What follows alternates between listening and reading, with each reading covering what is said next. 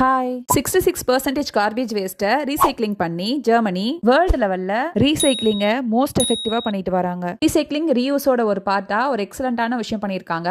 அதை பத்தி தான் இப்போ நான் உங்ககிட்ட ஷேர் பண்ண போறேன். இப்போ நீங்க பார்த்துட்டு இருக்கிறது தான் பேக் ஷேரிங் ஸ்டேஷன். நமக்கு தேவையில்லைன்னு நினைக்கிற நல்ல கண்டிஷன்ல இருக்க பேக்கை இந்த ஸ்டேஷன்ல இருக்க ரப்பர் ஹோல்டர்ல வச்சுட்டோம்னா தேவைப்படுறவங்க அதுல இருந்து எடுத்துக்கலாம். Paper bag, plastic bag, cloth bag, gym பேக்னு எந்த பேக் வேணாலும் நம்ம இதுல வைக்கலாம். ஆனா கிளீனா எடுத்துட்டு வந்து வைக்கணும். பிராங்க்ஃபர்ட்ல 2015ல ஒரு வீக்லி மார்க்கெட்ல தான் இந்த ப்ராஜெக்டை இன்ட்ரோடியூஸ் பண்ணியிருக்காங்க.